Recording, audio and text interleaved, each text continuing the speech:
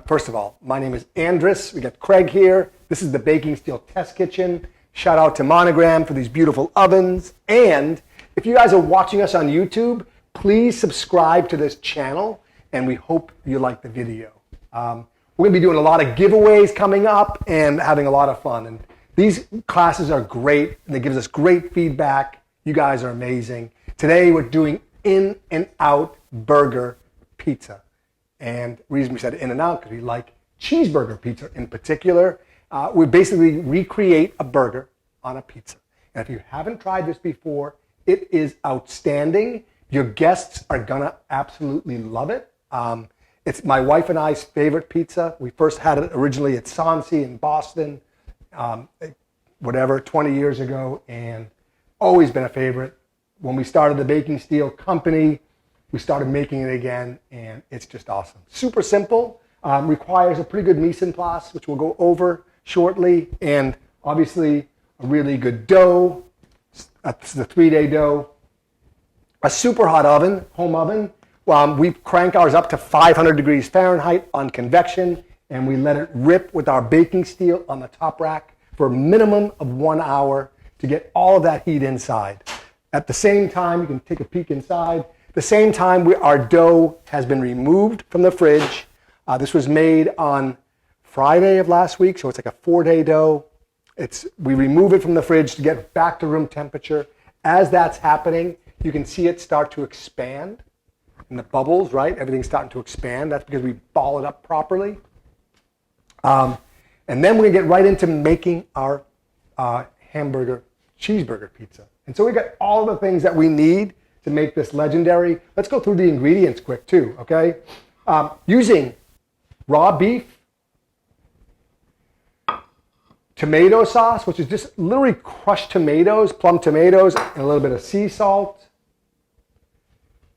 White onion raw. Now they could do this a couple of different ways. You could caramelize it first if you like, but I love that flavor of raw onion. Sadly, bread and butter pickles. It'll still taste awesome. We're going to do a cheese mix of low moisture mozzarella, some cheddar, and fresh mozzarella. A little bit of lettuce.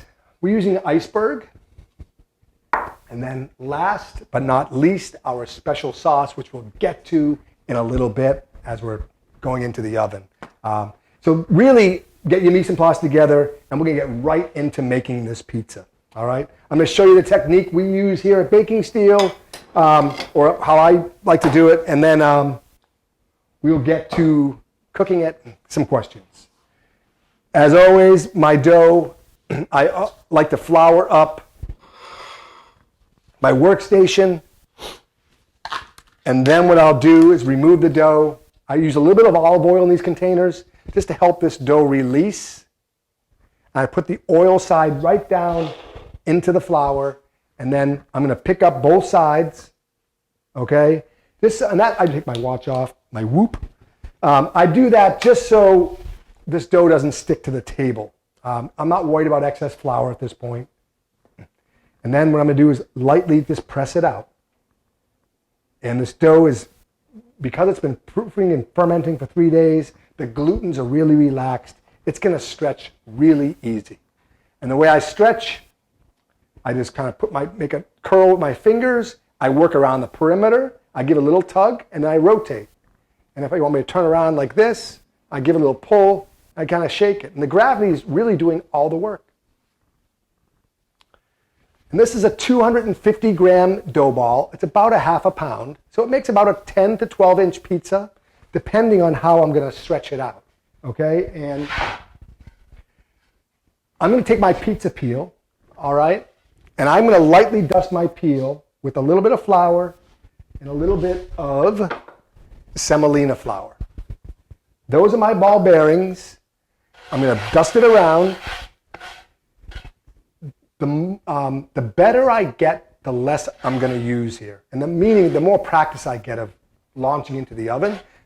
You don't need a lot, but I'd rather see you use a lot or too much than not enough, because the goal is to get it into the oven onto that hot baking steel or pizza stone, whatever you're using. So I place my dough on top, just like this.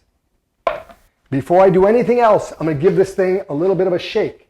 See how it's sliding back and forth like a hockey puck? Well, now I'm assured I can get this thing into the oven. And I'm going to continue to do that throughout the pizza making process.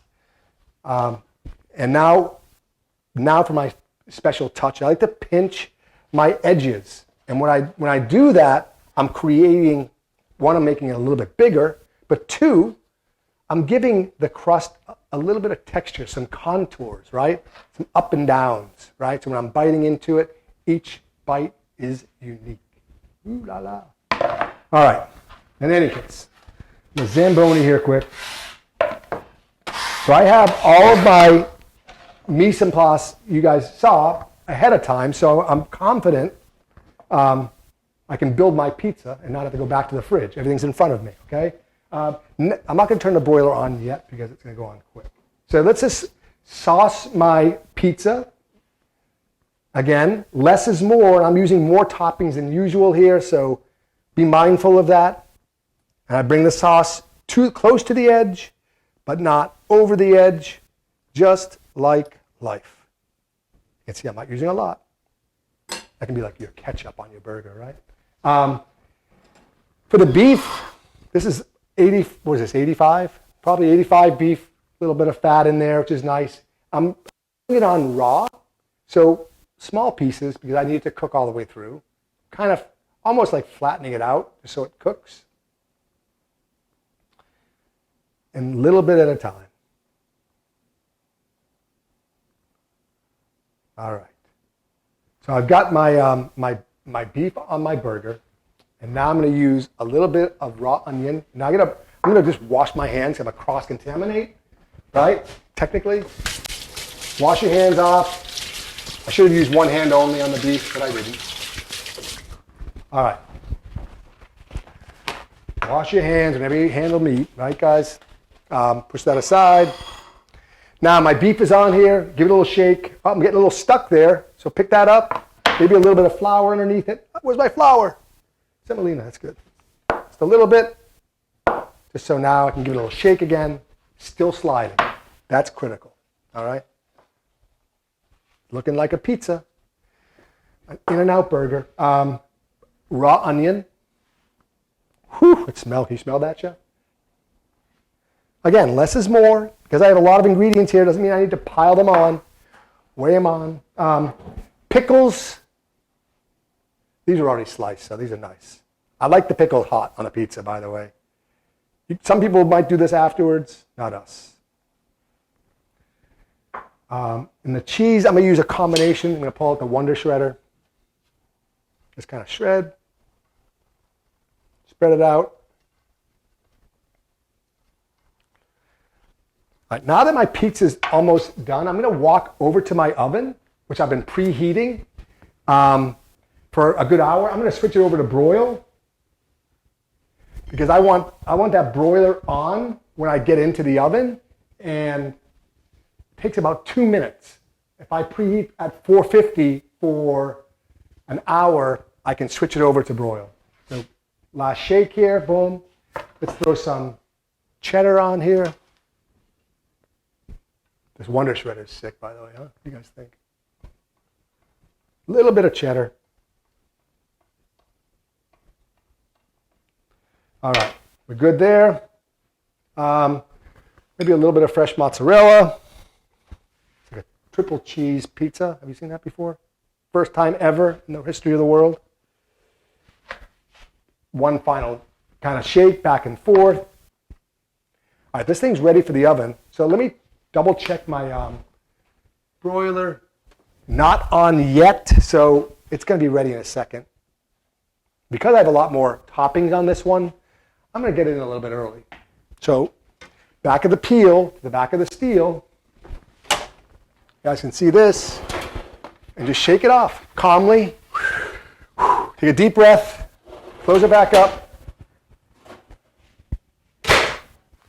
And now what I'm going to do, because I've got the broiler on, I want a bird dog.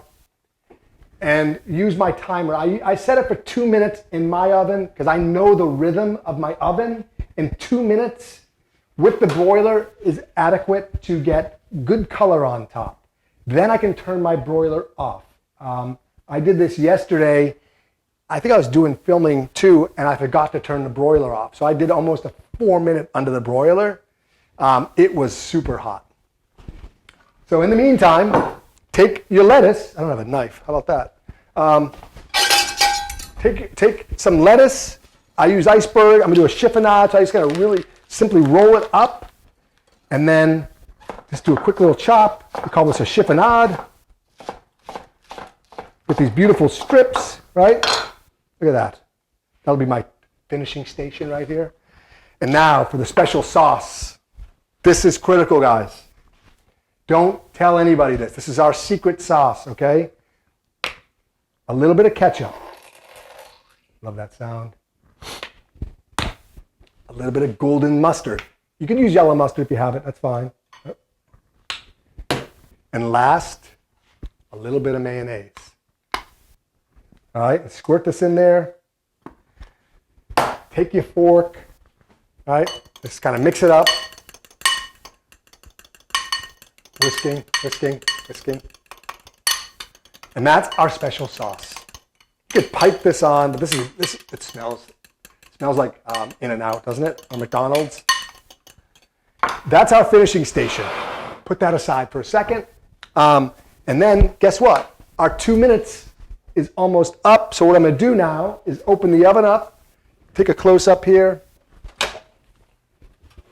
Oh, it looks sick, huh? Isn't that beautiful? Got some really nice color. I'm going to turn the broiler off and go back to 500. There's my timer. I'm going to go for 2 more minutes with the broiler off, and that's going to help. Now the bottom is going to help catch up to the top. Again, my placement of the baking steel is on the top rack. If I have a pizza stone only, I'm still going top rack. It's going to take you longer to bake it because the steel, we know, transfers energy super fast.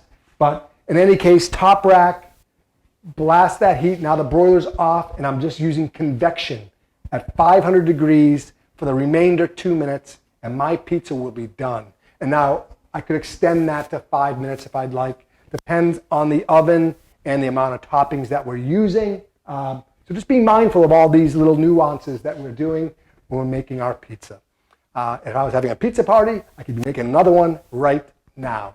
So when that one comes out, I can launch a new one in. There's a lot. And we'll get to questions in a minute. I'm going to pull this pizza out in just like 15 seconds. And you guys can talk about, let me get my pizza rock. Actually, I'm not going to slice this one, right? Maybe. I'm going to give it another look. It's getting really dark. Oh, yeah, that's awesome. Let's pull this out a little bit early, 3 minutes. You want to help me do this here? Boom. Isn't that awesome? So beautiful. Look at this. Can you guys see this gorgeous pie? It's got so much nice color. That cheddar really makes it pop, doesn't it? And I hate to say this, but the bread and butter pickles kind of shine on this thing. Let's finish it off. And how are we going to do that? Can you see what I'm doing here? I'm better off going up here. Can you guys see this? Okay? All right. There we go. Perfect. So I got my finishing station here. The crust, you guys can want to see underneath here, is really nice underneath. Beautiful. Just take a little bit of the lettuce, sprinkle it on top. Boom. Right? Again, I'm in the camp of less is more for all my ingredients. Smell like a cheeseburger. And now, my special sauce. And I just kind of take my fork and just kind of throw it on there. Less is more. And we're done, guys. Absolutely stunning. It's beautiful. It smells incredible. Now, we can get to some questions and answers with you guys. Love it. And that's our, by the way, this is our In-N-Out cheeseburger